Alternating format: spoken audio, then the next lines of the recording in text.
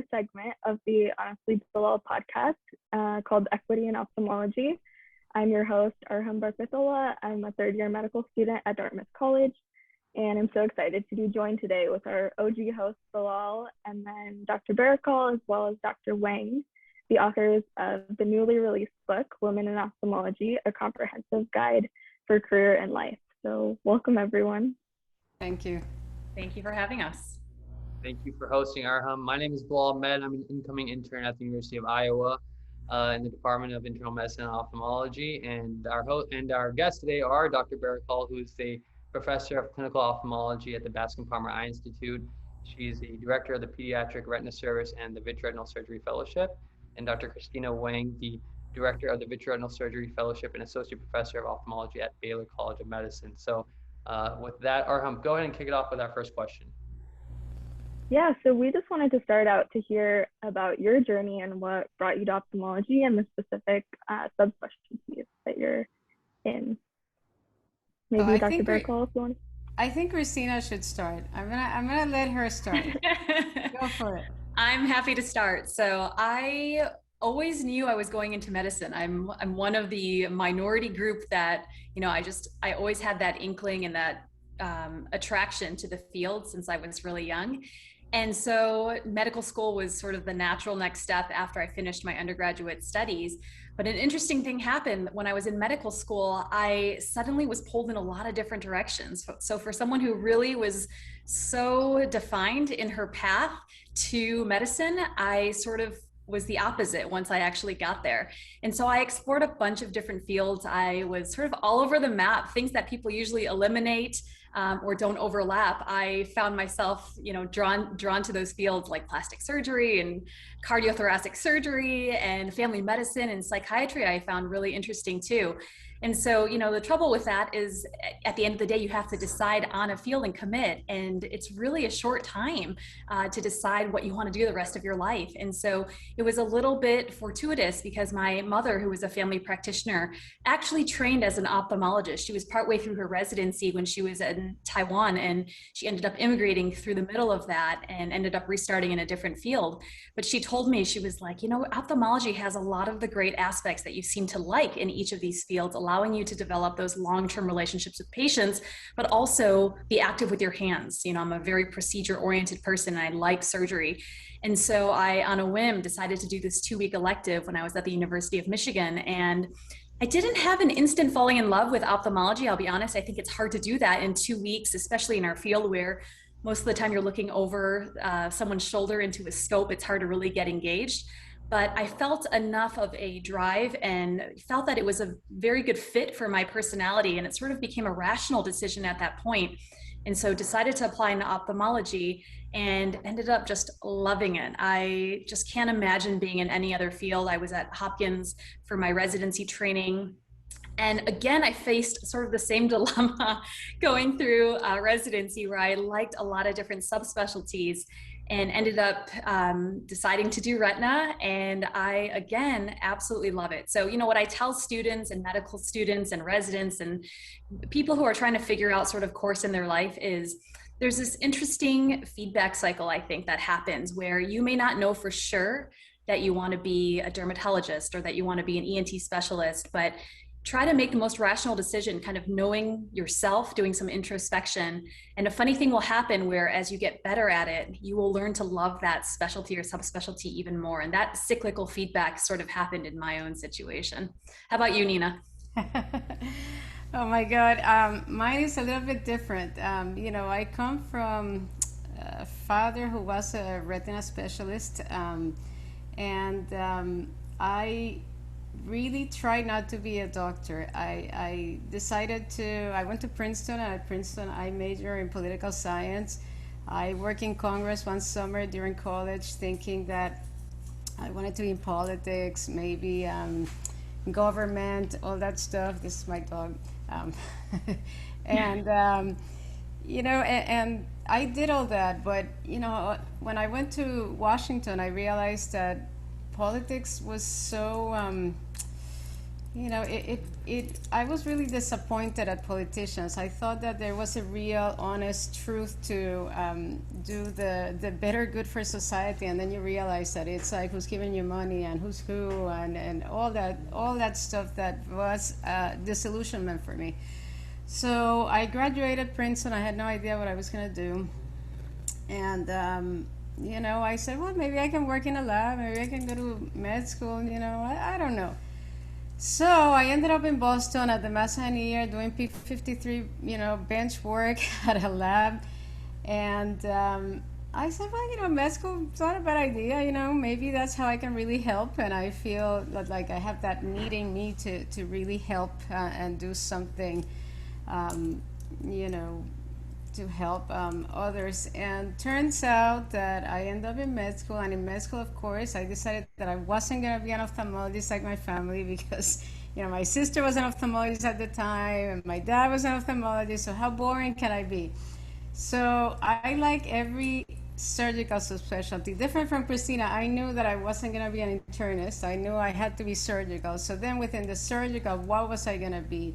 And I remember that I really liked pediatric urology, but turns out that I just didn't, the adult urology part was very hard because men wouldn't talk to me. I mean, I would sit in that room for 30 minutes trying to elicit a history, and they wouldn't say anything, and then it would be like forever.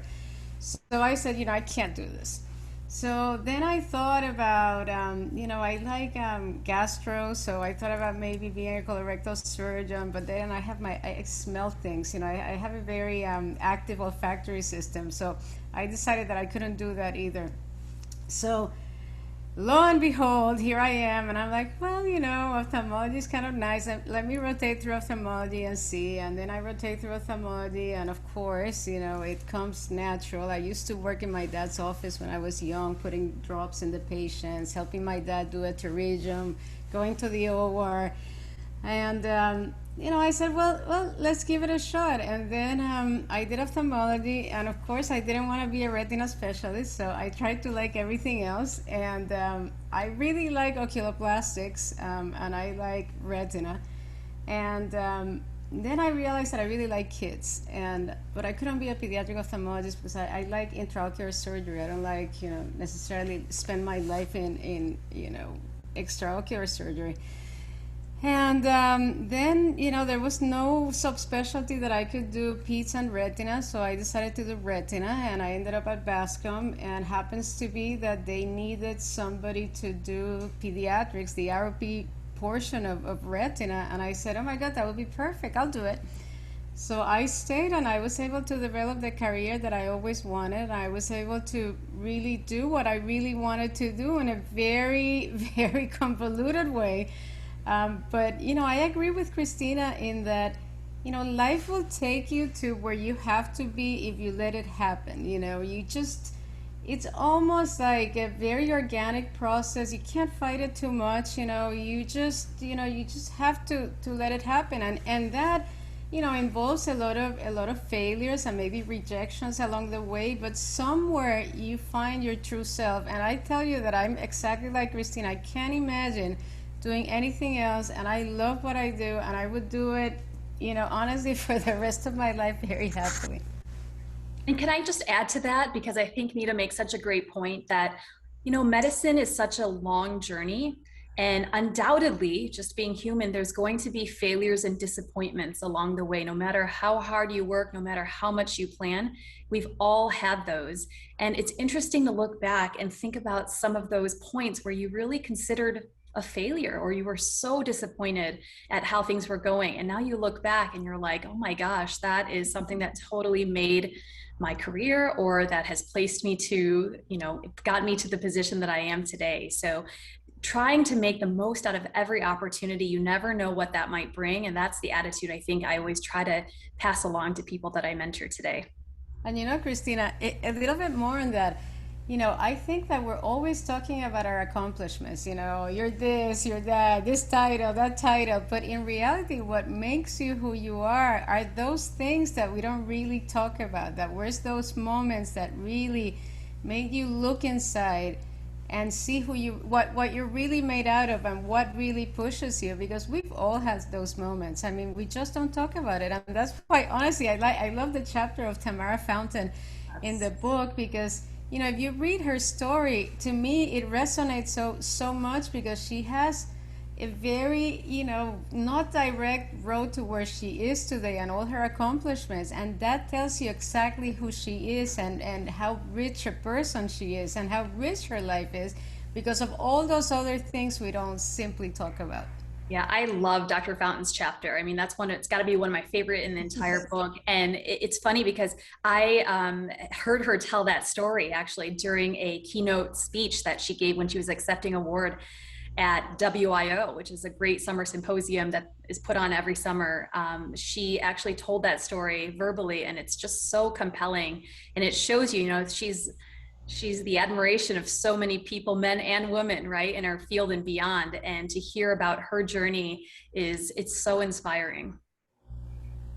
We love that you both, you know, gave us their stories and your, you know, how you both found what you are doing today and how that came about. And you speak about Dr. Fountain and the book itself. And Dr. Fountain, for anybody who doesn't know, is the president of the American Academy of Ophthalmology, and she's an oculoplastic surgeon. And she's talked about in the past how her road to oculoplastics wasn't always the easiest, and now where she is today is remarkable. So, you know, talking about the book itself, Dr. Weng, tell us about how this came together. You know, I know Dr. Berrocal was your mentor and someone you aspired to, you know, really be like, and you found inspiration in her, and you guys came to this project together to work on this as the editors of Women in Ophthalmology. So tell us about the project. How did the first conversation go about, like, should we do this? And just tell us. Our conversations are always great. So, you know, we were very fortunate to have this opportunity. It sort of came serendipitously, like so many opportunities do. It wasn't something that I was necessarily looking for, but Springer, which as you know, is a large publisher in the medical field and also in other disciplines, they approached me and asked about publishing a book about women in the field. And there was really a gap. If you look for literature out there on this topic, there's really not too much that's out there.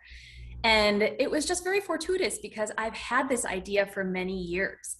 And I've had this idea because of fantastic mentors like Dr. Berrocal, who really guided me. You know, I met her during fellowship in Miami, but our relationship has really spanned beyond that 2-year surgical retina fellowship. We see each other through many points throughout the year during conferences and things like that.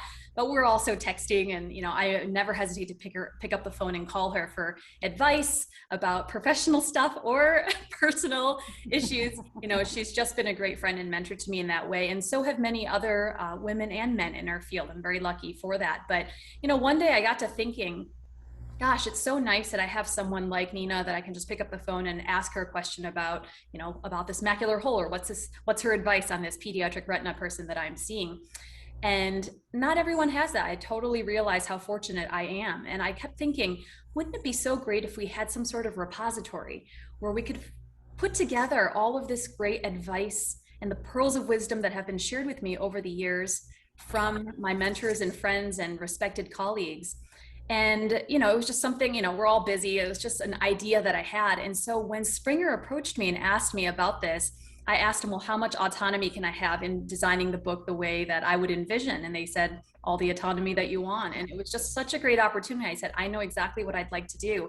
I'd like to put together not a book from my perspective. I wanted to share some pearls, but I really think that expanding this opportunity to my sisters and colleagues really was an amazing chance for them to also share their pearls and their advice and their guidance to women in ophthalmology and men in ophthalmology the way that I had benefited over these years. And so I jumped at the chance. I said, yes, definitely sign me up. And they invited me to also write this book with a co-editor. And of course, the only person that really came to mind was Audina Berrocal. There was really no other choice for me because, like I said, she has played such an instrumental role in getting to the point where I am today. She's not just been a teacher. You know, I remember our first surgical case together in the operating room, and I was so intimidated by her.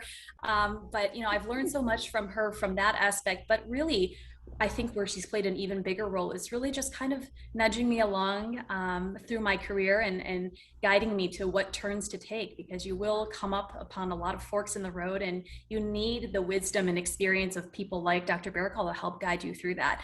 So I, of course, asked her if she wanted to join me in this endeavor, and fortunately, she said yes.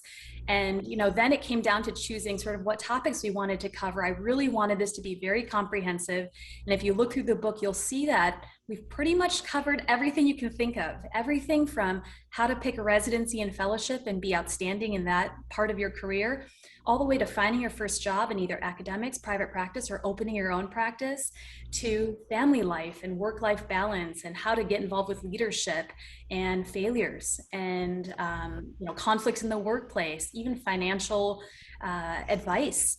I think we've really been lucky to get some of the best leaders in our field to agree to contribute to this book.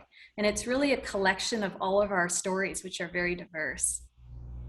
Yes, I have to say that I still remember when Christina asked me, I need to talk to you for 10 minutes. So we were at an academy and we sit in the lobby of some hotel, and she's like, what do you think about this? And I'm like, oh my God, that's a great idea, Christina. Of course I'm going to say yes. But what I find that Christina was really able, she really came up with the concept and the chapters and the ideas. And I think, what Christina has done is something that I have been able to have in my life through my sister. And, my sister is 7 years older than me, but in training, she's 10 years ahead of me in training. And in every one of those chapters I've had an issue with, and I've always gone to my sister to ask her, from residency to fellowship to marriage to having kids to maternity leave to to having marital problems to surgery, what to do in this, what to do in that. So what I think this is brilliant is that it really is like having the best mentor, sister, friend in a book when you don't have that accessible to you, or you haven't been able to get it in a program or in your life, or you don't have anybody in your family who's in medicine who can guide you through the system. So I think through this book, and I think truly it applies to both men and women, because it gives you a great perspective for your life too. And I think it gives us great ideas, and it really helps you guide you in life. It's like almost like a little Bible of life in ophthalmology that you can go to and read a little blurb of the chapter and get inspired again and go back to your life. So I think every program should have this book, really. I think every resident in ophthalmology should have this book from the moment they enter ophthalmology, because it guides you even before that, when you're thinking about ophthalmology or not. It really gives you a good idea of what the field is like. And I will tell you that I'm trying to get every residency in this country to buy it, because I think it's an essential part of training. Yeah, I think you make such a good point too. Because we've invited such a diverse group of women and men. Actually, Dr. Oding from Iowa is actually an author in this book as well. It really provides an interesting perspective that spans an entire career. So everything from when you're first entering the field for training all the way to later stages of career. I think everyone can find value and some pearls to take away from all of these chapters.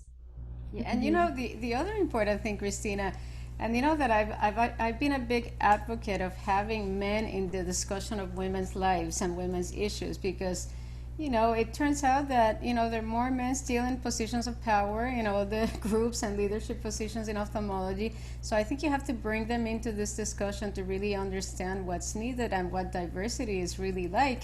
And I think if you're a man and you read this book, you understand a lot of the dilemmas that your female colleagues have, that your wife who's in ophthalmology has, that your resident has. So I think for men, it really makes you understand women and the difficulties of being a woman in that book, and I think that's priceless. Yeah, I think that is great. It's really necessary to bring in men to have a complete conversation, and it sounds like you guys were really thoughtful about putting together a book that fills a need that so many women, I'm sure, in ophthalmology and in other fields face, not having mentors to go to and people for advice. And I was wondering how you guys thought about who to bring in as guest authors and write those chapters. Well, I think that this is why we're so good together. And, I'm older than Christina, so I have this, I've been thinking about women and women issues for a long, long time. So I have, a range of women friends and colleagues and acquaintances that I have made along the way. So that with Christina, who knows her generation, older and younger people, I think that combination gives you a complete good range of women who are retiring. And how do you think about retirement? What things do you have to do? When do you know to retire? To people that Christina got that that are even younger than me that I may not know. Yeah, I agree. I think it was really just kind of pooling together our networks and really being intentional and thoughtful for every single chapter. I think there were many great women that would have been able to provide excellent perspectives on all of these different topics. And I'll be honest, for most of these, it was very hard to sort of narrow down. I wish we could have multiple authors, but we decided to choose one author per chapter. And, we're just very fortunate. Like when you sat down and thought about, which women would be great at talking about research and which women would be great at giving us advice about public speaking. We're very fortunate to be in a specialty where there's so many strong and competent and excellent people to choose from. And that was the sort of scenario we found ourselves in. So rather than having a lack of people to choose from, it was really much harder to narrow it down. But we're very, very happy with the nearly 50 authors that ended up agreeing to contribute to our labor of love.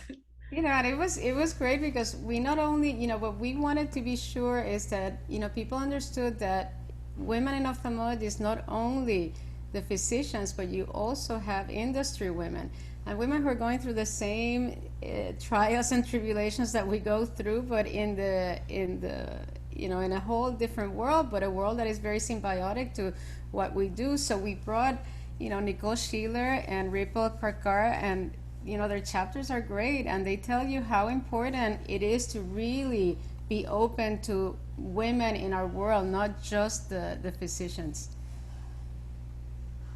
So I had a follow-up question. I think part of the inspiration for this show and in my own personal lives, my own sisters, I grew up in a house, no brothers, two sisters, and they're always pushing me, challenging me to think about what guys can be doing to kind of be part of the conversation, to what, there's responsibility on our end too, to make sure that things are fair and make sure things are recognized from different perspectives. So, as more medical students and residents are getting, understanding these conversations and being part of them, what can men do to kind of, promote their peers who are women in the workplace or in training or they're, whether it be now or later down the road? What are some pearls for advice, Dr. Weng and Dr. Berrocal, about that?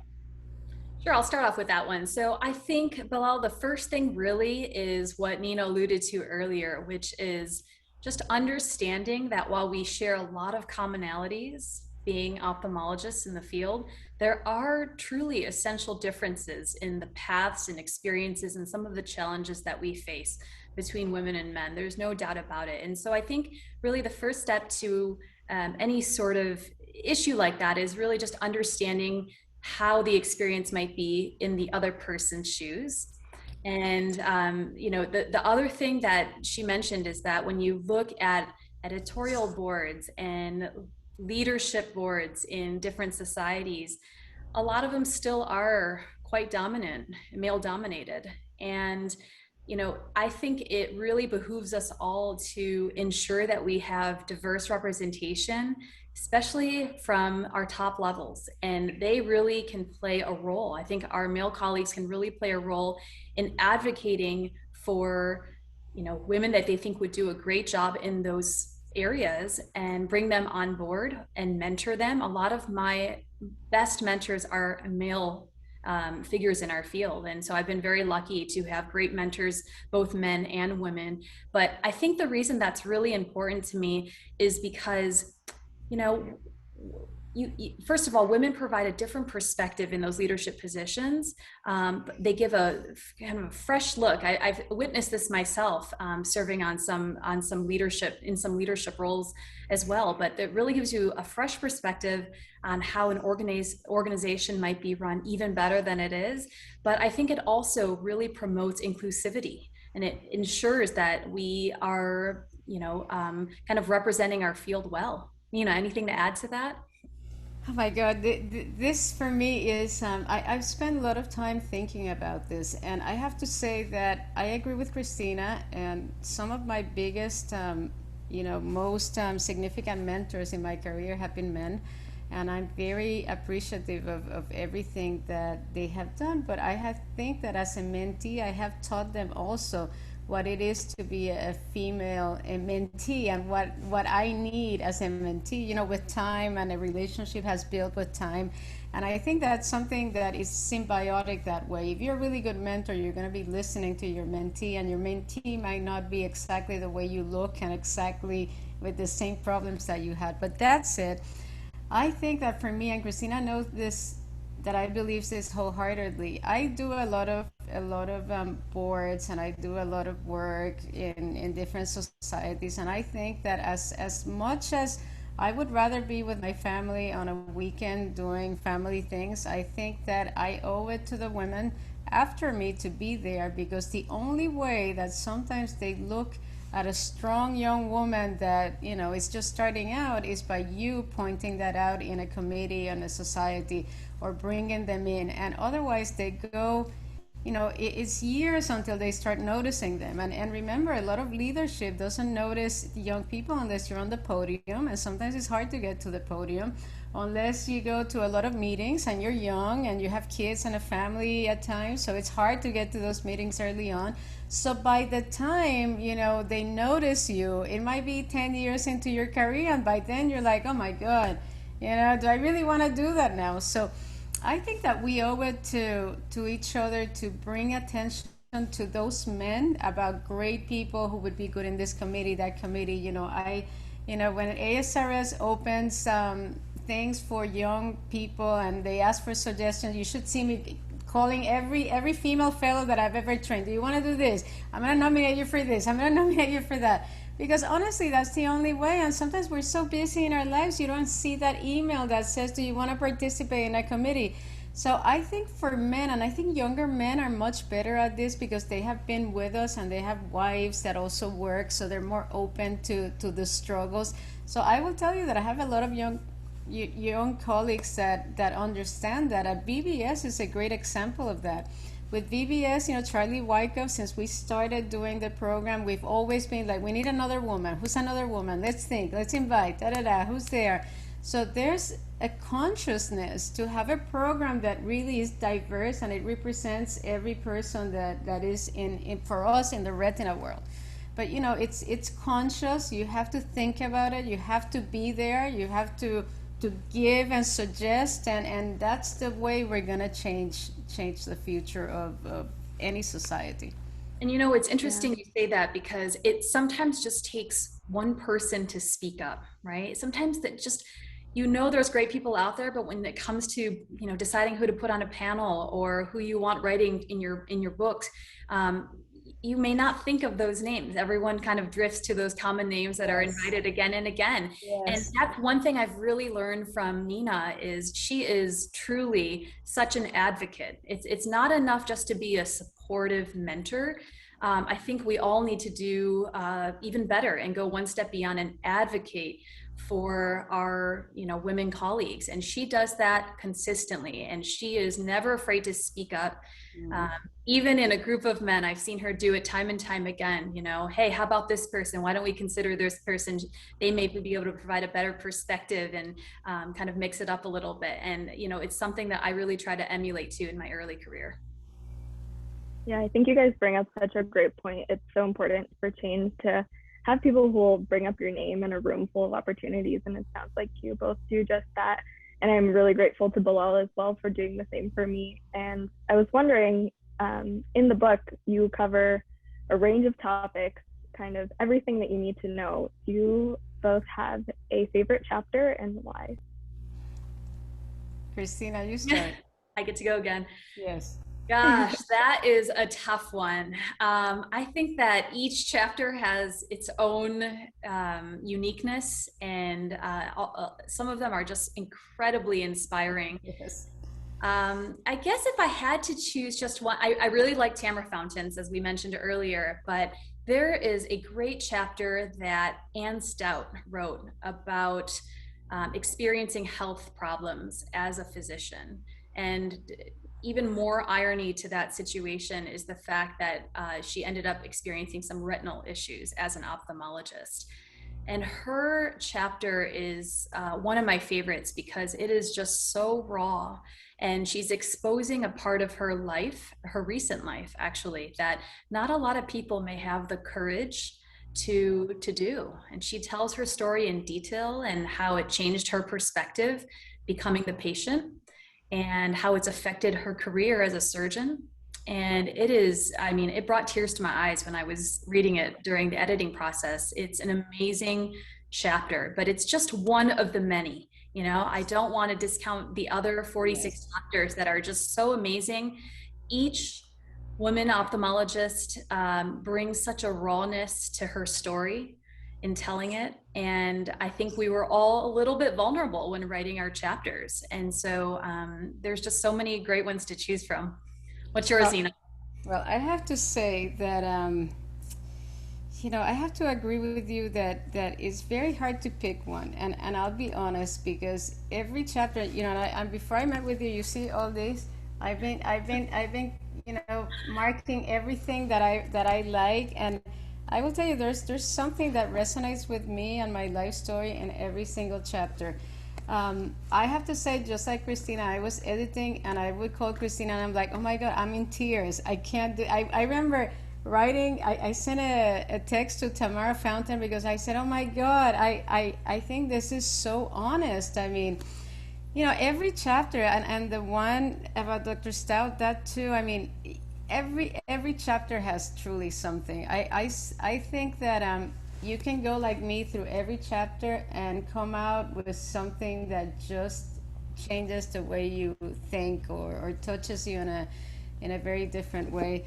So I think, and you know, Christina, I was thinking about this. I'm like, there's so many other women that we could have included that have amazing stories. So when we do part 2, yes, which we will. You know? I am telling you, it Yes. is so true. I got to thinking about that the other day, and it's sometimes you'll run into somebody at a conference or on a Zoom meeting, and you'll be like, "Gosh, this person would be great for this chapter." So definitely count on additional additions in the future. Yes. You know, I think what we're gonna do is that we're gonna have like an app, and people are gonna write their little blurbs or stories or something like that, just to keep it, you know, youthful and ever changing. Yes. It is a great idea. And before I forget, if you don't mind, a quick plug for our labor of love. You can order this on Amazon, but also on the Springer website. And actually, we have a discount code that was granted by Springer in late August, early September. So if you're interested in that, you can just email me directly, christina.weng@bcm.edu, and I'd be happy to share that with you. Because I think it's such a good resource for, you know, like I said, not just trainees, but men and women ophthalmologists alike, and other people in our industry partners as well. I have really enjoyed it. I've gotten a lot of great feedback as well. Yeah, I think what's great is that at different points of your career and at different points of your life, different things in this book might resonate with you. So it's really something you can take throughout your entire career. And I really appreciate both of you taking the time to put this together. It's our pleasure. We hope everyone enjoys it. Yes. There's also an electronic copy, by the way. I have the electronic copy for my iPad. So if anybody's like not into print, you can also do the electronic, and it's able, you purchase it on Apple Books, so you can get that too. So Which is great too, yes. Yes, that's great too. Thank you, Bilal. So wait, I have to ask a question. So which chapter do you guys like? Don't think that you're going to ask that to us and we're not going to ask that back. Let us turn the tables here. Yes. And I realized, I was like, oh, definitely that How to Get into Ophthalmology residency right now is the main one I should realize is the first chapter. And then Dr. Oetting's I read because the mentoring one I felt like was important just to understand. And as I go through this new process of trying to find new medical students to promote or help their own talents, like our hums, it's kind of one thing I realize is important, and how to do that, whether you're a guy or doesn't matter, but it's about helping the next person out. And our hum. Yeah, I felt like it was a great insight into the future and what's to come. And I think I also really enjoyed the beginning and the intro of kind of how this came together. And, you know, in medical schools, the number of women are now outnumbering the number of men, but we still have the pay gap, and there are no specialties this year where women were paid even equal or more than men. So I think just seeing all these strong women and seeing where this can go, it was just incredible. And I can't wait to hear more of their stories and to talk with them personally. You know, I think that, we can't forget that there's a lot that we still have to accomplish, and we can do it, but there has to be awareness, from both men and women, so that it can change, and the more transparency we're going to get about these things, the more equal the world will be for both men and women. Yeah, couldn't agree more. And thank you again for having us, and for your support in the book. Yeah, this is great. We really appreciate it. Yeah. It's been lovely. Yeah, of course. And as we close, we were wondering if you have any tips, any parting words for medical students at my level, and then also for people going into residency or residents like Bilal. Well, I think that if you're thinking about what to do or what specialties, find someone, go and shadow them for a while. Try to spend at least a week of your life with somebody who's doing it in and out. And always remember, what do I want to be doing 20 years from now on a Saturday afternoon? And I think if you think that way, you will know exactly what fields are going to be right for you. And look at the happiness of the person you're with. I will tell you, I've never seen happier people than ophthalmologists. I'm married to a urologist. I'm still happier than my urologist husband when I'm on call and doing all these things. So I will tell you, I've never truly met an unhappy ophthalmologist. Yeah, I guess my advice would be just to remember what an incredible privilege it is to take care of people in their lives. It really, I just have these points sometimes where I'll just pause and think about the fact that, this person trusted me enough to go into their eye and fix their retina and take a chance to see if we could make their vision better, right? And it's not just in ophthalmology. I think that carries through to whatever specialty you're in, but it really is it's an honor to serve in this role as a physician, providing for their patient. I try to really remember that, because it is true that, it's a long journey. You're going to go through some trials and tribulations through your training and through your career. And it's sometimes easy to forget that. It's easy to become numb to the situation sometimes. And you've got to remember that this is, at the end of the day, the most human career that you can ever have. And it's really a privilege. And then the other one would just be to, be resilient. I think resiliency is something that carries you so far in life. And as I alluded to earlier, there's going to be challenges and stumblings along the way. And I think what differentiates those who don't make it and those who end up being great are, is that resiliency and the ability to sort of pick yourself up and carry on. Mm-hmm. Definitely. And we just want to thank you both again for taking the time to talk to us today, and as well for putting together this book that'll serve as a great framework for many people to come. Thank you again, guys, for having us. Thank you to both of you.